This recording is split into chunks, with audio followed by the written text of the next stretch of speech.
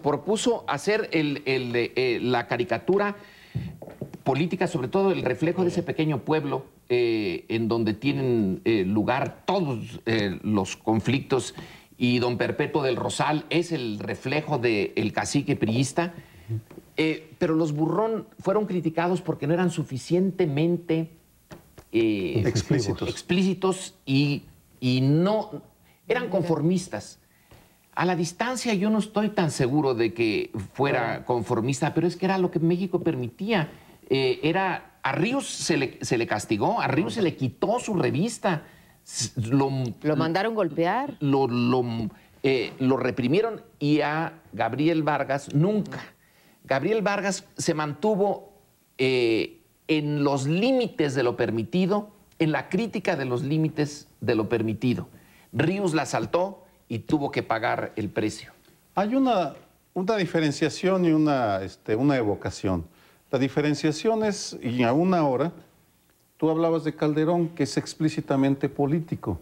Sí. Pero, sin embargo, tenemos a Trino, que se refugia en el reflejo de la cultura popular sin meterse directamente en lo político, aun cuando es de un sarcasmo y de una condena de la corrupción, de la cultura de la corrupción constante. Y la evocación viene que si esas historietas tuvieron tanto impacto, fue porque había un sistema, se rentaban los cuentos. En los barrios de las ciudades, en los barrios pobres, había lugares donde ibas y rentabas por un día, 2 días, 3 días los cuentos, y luego los regresabas a precios muchísimo más bajos, lo cual daba acceso a que con la renta de un cuento lo pudiera leer toda una familia o un grupo de amigos. Sí. Entonces, a diferencia de los periódicos que los tenías que comprar. En consecuencia, pues, en la época donde no había televisión o empezaba apenas la televisión, los cuentos eran el mecanismo de comunicación alternativo más importante. Era una forma de educación informal que no había por otro lado, porque bueno, la radio, por supuesto, pero la radio era para otras cosas, ¿no? Ahora, no tenemos equivalente, ¿verdad? Ahora, digamos, como expresión artística popular en este género. Yo no podría ver, porque tú mencionas a Trino o Gis y Trino, ¿no? Pero vaya, es otro género. La Tetona Mendoza, pues la ves en YouTube, la podemos ver en YouTube, ¿no? Puedes ver la caricatura animada en cualquier, vaya, te metes ahí en internet y lo ves. Pero ya no tenemos ese tipo de expresión, que a lo mejor sería preocupante. Pero cuando propuse este tema, quería yo terminar señalando eso, justamente eso. Bueno, pero ahora no todo el pasado fue mejor, ahora tenemos algo equivalente, y no lo encontré. No encuentro el equivalente a Gabriel Vargas, que nos retrate, a esa familia, que nos retrate de una manera entre divertida y muy cruda. Entre tragicómica. Tragicómica, pero nos tenemos que ir porque ya se nos acabó el tiempo. Espérenos, todavía nos queda un segmento. Bien, es muy difícil a veces saber cuándo termina los grandes ciclos históricos. Y lo menciono porque estos días he estado pensando cuándo terminó la Segunda Guerra Mundial. ¿En qué momento?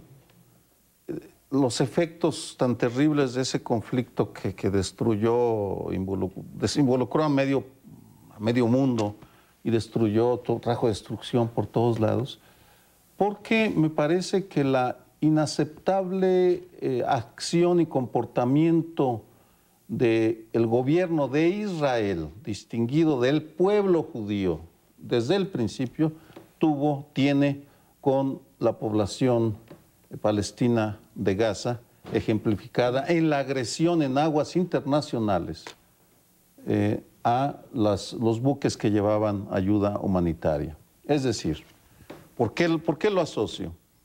Porque es indudable que lo que sucedió al pueblo judío, a los gitanos, homosexuales, comunistas, es decir, lo que los nazis le hicieron a todos esos grupos sociales, es inaceptable históricamente. La barbarie que cometieron legitimó el deseo del judío de tener un territorio y nace Palestina en 1948 con la aceptación internacional de que se estaba remediando una injusticia, porque injusticia fue lo que se les hizo.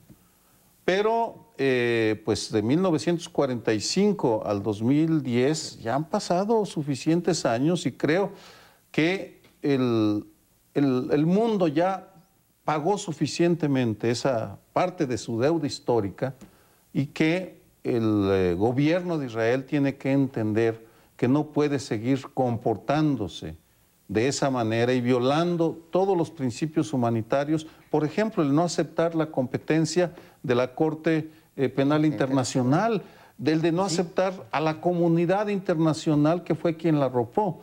Y en ese sentido creo que lo que sucedió en el Mediterráneo la semana pasada, la muerte todavía no aclarada, pero salvaje, de 9 personas al menos y docenas de heridos, cometidas por el gobierno de Israel, es absolutamente inaceptable para los criterios que queremos rijan al mundo del siglo XXI.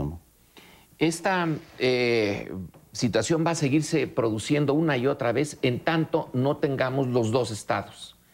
Tiene que haber por fuerza ya la solución de los dos estados, del palestino y del israelita. Ahora, ¿cómo hacerle para dos pedazos tan pequeñitos? Porque todo eso ahí es mínimo, que no están unidos, hacerlos Estado con dos gobiernos diferentes. No digo que sea fácil, pero creo que el proyecto del mundo en su conjunto debe de ir encaminado a poner ya la solución de los dos estados soberanos. Esta especie de ocupación, que a veces es ocupación directa y a veces nada más es tenerlos rodeados a los palestinos, es insostenible, es imposible. La frustración de estas millones de palestinos metidos en esa ratonera y sin un proyecto nacional viable, creo que también es casi una tortura que se está prolongando por mucho tiempo. Los dos estados tienen que surgir. Absolutamente, tienes la razón en eso y se ha planteado muchas veces como proyecto, pero la comunidad internacional tampoco se ha volcado sobre eso. Sergio decía, y creo que tienes razón cuando dices el gobierno de Israel, ¿no? Pero aquí sí es donde las sociedades también tienen que reaccionar y ahí la sociedad, o sea, el conjunto de ciudadanos del Estado israelita también tienen que ser parte del eco internacional a esta condena de lo que está haciendo su gobierno. En efecto, ahí hay otra vez, empezábamos en el primer bloque con la falta de responsabilidad política, que hay una falta de responsabilidad política por parte del gobierno de Israel que no se debería de dejar pasar. Y ha habido una serie de defensas de parte del primer ministro, no sé cómo las vean ustedes, pero es simplemente sustraerse a lo que marcan no solamente las leyes del Concierto Internacional de Naciones o de la Organización de las Naciones Unidas, o como tú decías, no quieren someterse a los tratados internacionales, sino de la propia ley del Estado israelita, ¿no? Y es que Israel estuvo apoyado por las potencias internacionales en su momento, Inglaterra y Estados Unidos, y ha seguido con la cobertura fundamentalmente de Estados Unidos y, por supuesto, de la comunidad judía de Estados Unidos, que es poderosísima. Dentro del propio Estados Unidos es un grupo de presión y de influencia impresionante, pero yo creo que el conflicto de Medio Oriente, derivado del Estado de Israel y de la